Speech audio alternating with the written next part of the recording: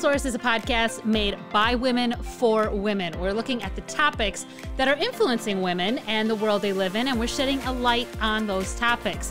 We're speaking with the national experts. We're bringing you the stories you're only going to hear here.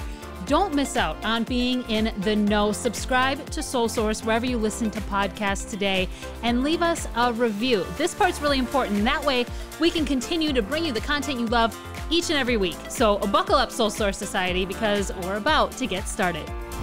If you're looking up close for a prolonged period of time, it's a muscle that we use in our eye that flexes to let us look at things up close. So just think, if you're spending all that time looking up close, it's like a muscle that you're flexing, but never giving a break. Hello, listeners. Welcome back to Soul Source. I'm your host, Lisa Cruz, and today we are discussing COVID-19, technology, and how an uptick in screen time is affecting children's eyes and their development. We are speaking with Dr. Krieger from the National Eye Institute. Well, welcome to the show, Dr. Krieger. I am so excited to have you here with us today to talk about eye health, of all things, as I sit here with my bifocals on and having a hard time adjusting to the screen myself. But I am just curious. Tell me a little bit about your background and how you got to be where you are today.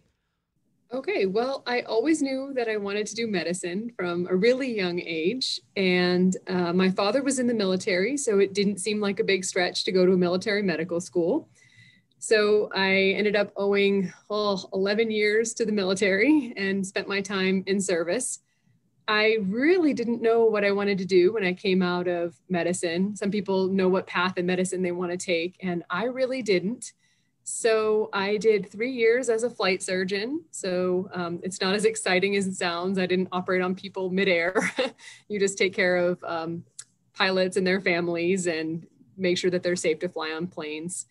So I had to do in my intern year a general surgery rotation, and it was awful. It was like you see in those kind of horror films. It was terrible, and I hated it. And I had to do another surgical rotation. So I racked my brain, like, who are the least mean of the surgeons?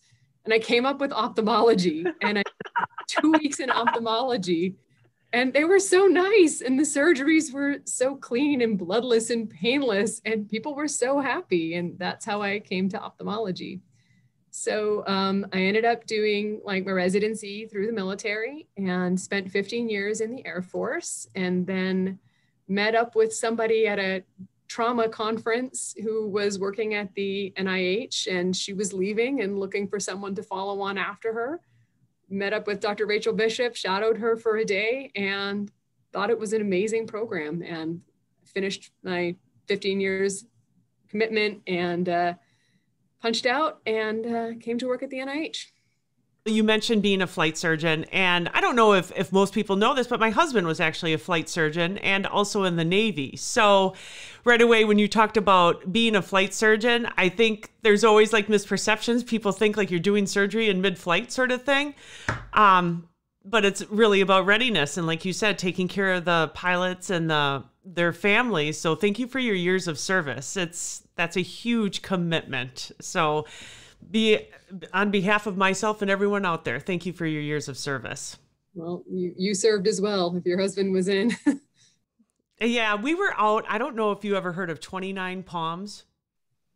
It's out in the middle of the Mojave Desert. We lived out there for about 3 years, and I was like a fish out of water.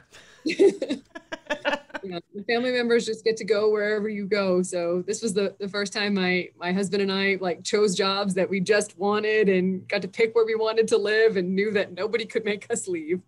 Oh, that's a wonderful concept too. That's refreshing. So thank you for sharing your story about becoming a physician and being a woman and really in a leadership position and talking about ophthalmology. So having said that, with the pandemic, I know we have quite a few questions we want to talk about with children, but just in general, between children and adults, that huge span, are you seeing a shift in people's eyesights due to behavior and overabundance of screen time?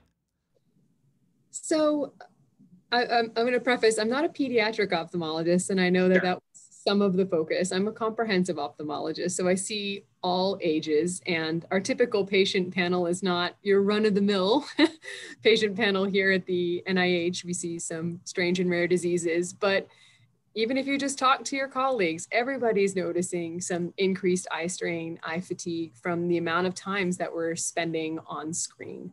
When we do focused work like computer work or reading, we don't blink much. And you can test this yourself. Just watch somebody in a good novel and count how rarely they blink. So if you spend all your time on a screen, you're just not blinking much. And trying to remember to blink is like remembering to breathe. So people's eyes get dry and they get uncomfortable. And if you're looking up close for a prolonged period of time, it's a muscle that we use in our eye that flexes to let us look at things up close. So just think, if you're spending all that time looking up close, it's like a muscle that you're flexing, but never giving a break. Oh my gosh. And that just makes my eyes feel tired when you said that, thinking about that. Like that literally, I had this picture as you said that, like just flexing my arm muscle for nonstop 8 hours, like I am on the computer every day with virtual meetings. That's crazy that we're doing that. Well, the nice thing is you were mentioning that you have some bifocals. So some of the flexing is being done by your bifocal, but yeah, not all of it. So is there anything, I mean, maybe your number one recommendation for people is reduce your screen time. I mean, is it as easy as that and yet so difficult to do given today's circumstances? Yeah, I don't know that it's that much of an option for people right now. If you need to do it for, I mean, certainly you can limit your screen time, you know, when you're not doing it for work or for school, and that's healthy for all of us. But let's not forget that our screens are also the way that we're connecting with friends and family these days as well. So we have to find ways to kind of help our eyes do this increased demand that we're putting on them. What are some of the complaints that people bring to you in terms of eye strain? Is it just like overall fatigue, or their eyes? Or sometimes I know I get like my eyelids twitching. Like, what are people complaining about today? So a lot of people will say that their eyes ache, that they're burning. Funny enough, a lot of people actually complain that they're tearing. And I'll look, the eyes are just bone dry. And I'm like, oh, you're so dry. And they think I just wasted my visit. I told her I was tearing. She told me I was dry. There's a real disconnect. But if you get a dried out spot, you will feel like there is something in there. People come in, they're like, there's something, it's stuck, it's an eyelash or it's something in there. And I'm like, trust me, it can't hide from me. You've got a dried out spot. And that's exactly what your brain thinks, that there's something in there. So it'll make a big rush of tears trying to flush out what it feels like a foreign body.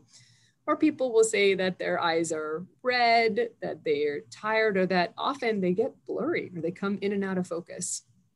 Is there something people can help do at home if they're like, I don't know if I want to go see a doctor quite yet? Or, I mean, besides reduce screen time, just like sit with their eyes closed, sit with a cool washcloth on them. Like, what helps relieve some of that strain? So there's a good kind of like way to remember it is 20-20-20. Like every 20 minutes, take a break from looking at your screen for 20 seconds and look at something at least 20 feet away. That will relax that flexed muscle, give your eye a break. You'll be more likely to blink. So you can even set a timer so that you're not doing it for a prolonged period of time. You could do it at shorter intervals if you need it more often, but 20-20-20 is a pretty good rule of thumb. You can keep lubricating drops by your, right by the computer where you're at. Something, just some kind of over-the-counter lubricating drops are very soothing.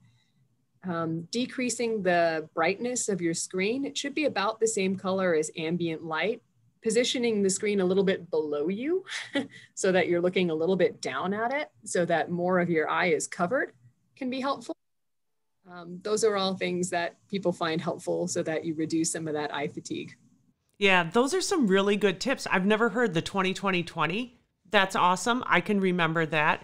I remember way back when the pandemic first started and everyone was in lockdown. And I remember after converting to all those virtual meetings, literally had some days where I would be on virtual meetings 8 hours a day. I felt like pulling my hair out and crying. It was so exhausting. It's a little bit better now, but my eyes at the end of the day, no matter what, they're just exhausted. I mean, it's just in a marathon. It is. I feel like I'm so more intently staring at the screen. It's not like I would sit there and look like that in person at someone, it's just very intense. And like you're saying, like our eyes are just fatigued overall. Now, along those lines, I know you're not a specialist with children, but are you seeing children in your practice at all? We do see some children in our practice. Is there, and again, I'm just thinking about, I have 4 boys. And I know, crazy, because I don't have enough going on. But I have 4 boys, and I'm convinced truly, like, my husband wears glasses, I wear glasses. Well, I had surgery, but I still need glasses. And I think our sons need glasses, but they don't want to admit it. So their ages are 21, 19, 16, and 10. But if I think about their screen time, again, that's a good age range right there. Their screen time is just crazy. Anything that parents should be on the lookout with their kids, some of the complaints maybe that come out differently from a child's perspective? They'll often complain if the surface is uncomfortable and if it's dry, they have the same nerves. They'll complain about the same thing, that their eyes are tired or that they hurt or that they're red. They are focusing champions. So they're not going to get the same like problems with flexing that muscle. They're accommodative champs. They can look at something right up here and not have problems. Whereas we're like holding things out further and further as we get older. So, and their tear film is better than ours. When you look at a kid, we always say that children have these shiny eyes. Literally, their tear film is thicker, lasts longer. So they're starting out at a healthier baseline than we are. But that doesn't mean that they can handle 8 hours of screen time either. So they're going to have a lot of the same complaints, and the same things are going to work for them that work for adults, except that they don't probably benefit from the reading glasses the way that we do as adults, especially over 40. Yeah. Well, I did not know that about children produce more tears at all. So that does bring up a good point. Healthier. Yeah. They just have a little bit more endurance in all areas and aspects of their life just due to their age, simply. So overall, like from an adult's perspective or a child's perspective, I have no idea. Is there some sort of threshold, like, for your eye health, you shouldn't have or be on screen more than so many hours a day? I have no idea if those guidelines exist. They exist for young children. The American Academy of Pediatrics actually has recommendations for young children. So the less than 2 years, they actually recommend really nothing, no screen time for 18 months to 2 years, unless it's video conferences with family members. That's the exception.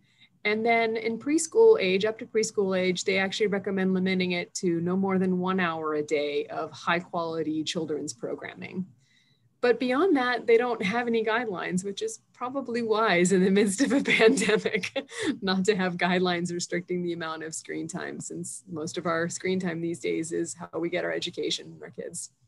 Well, education, personal or like social interaction. I mean, it's just so hard to have parameters around that. And I would feel like that would be one more place I'm failing as a parent because screen time, like, again, I go back to the beginning of the pandemic and the amount of screen time our kids were putting their eyes on was absolutely crazy. I feel like it's gotten better now.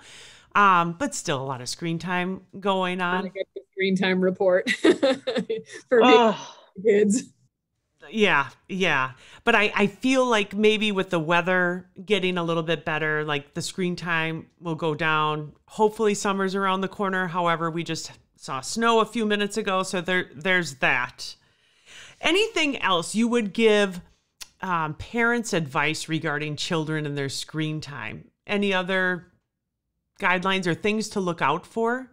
No screen time within 1 hour of bedtime, and no screens allowed in the bedroom, especially with teenagers. They really want to do it. And those bright lights right before bed and the kind of content that they see can actually disrupt sleep. And sleep is just so important for all of us, and especially for growing kids. So that's a really good point. Battle as kids get older, but no screen time with 1 hour before bed. That's a really good point. Now, I'm going to take you and swing the pendulum the other way. I'm 50 years old, so I have 4 kids, but now I'm also taking care or a caregiver for my mother as well, who is 81 years old. Are you seeing anything with the older demographic and their eyesight? Are they feeling the effects of additional screen time, or is it not impacted that generation yet? I don't know if they're doing quite as much screen time because they might be doing a little bit more in order to see friends and family. But I think that in general, they don't have a lot of them. I don't want to generalize because my father worked in his 80s. They may not have jobs that require, a lot of screen time. So a little bit less. They have other issues, and we're just happy if they're willing to brave coming in and getting, their routine eye health taken care of, because a lot of people put off, significant healthcare things during the pandemic for fear of COVID. So, and what do you recommend for people today? Because I know I hear that across the board, people are hesitant. I know I've been hesitant to go into the doctor this past year. What are the recommendations in terms of eye health? Number one, how often should you see an eye doctor? And number two, what are they saying during the time of this pandemic? So, as for our growing kids, the pediatric eye exam when they go to their well child should include vision screening.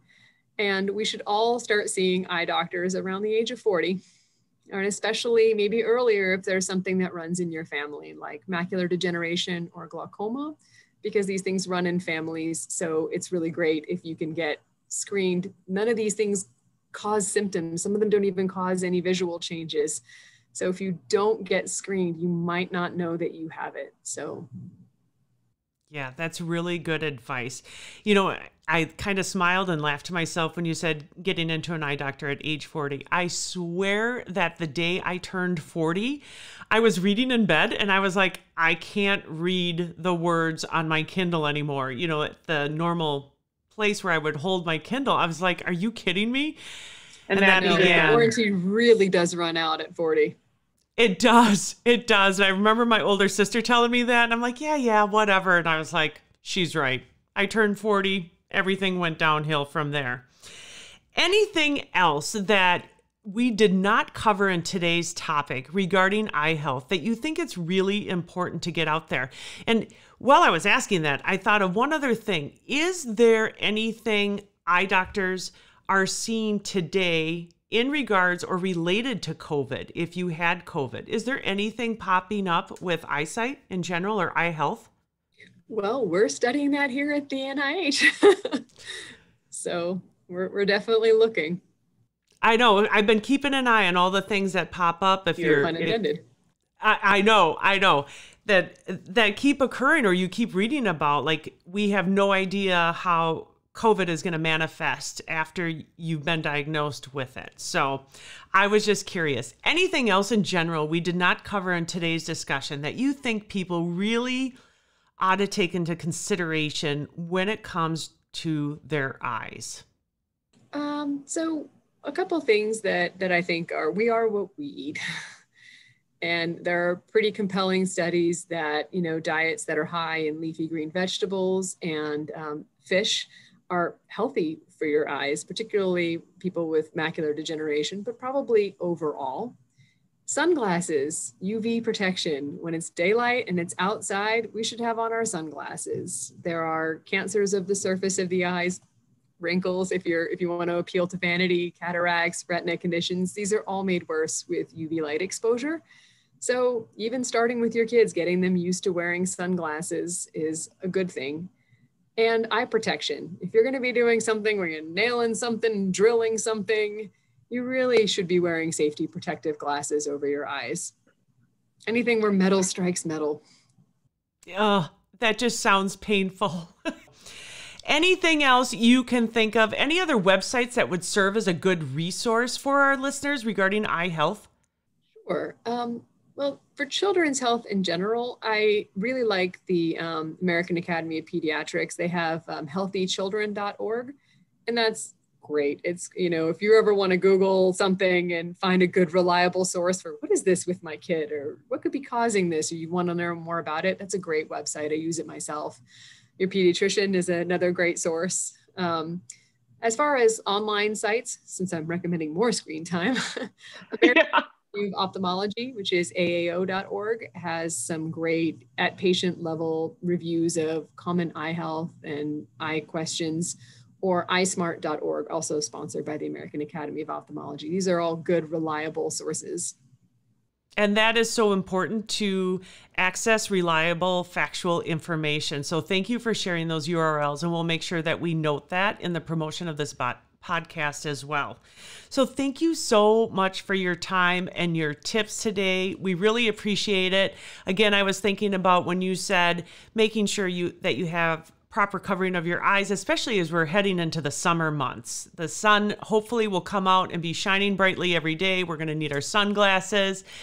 That is so important. So thank you again for all of your information and your insights, and also for being a woman in a leading position as a physician with the NIH. Thank you so much. Thank you so much for having me. I really enjoyed it.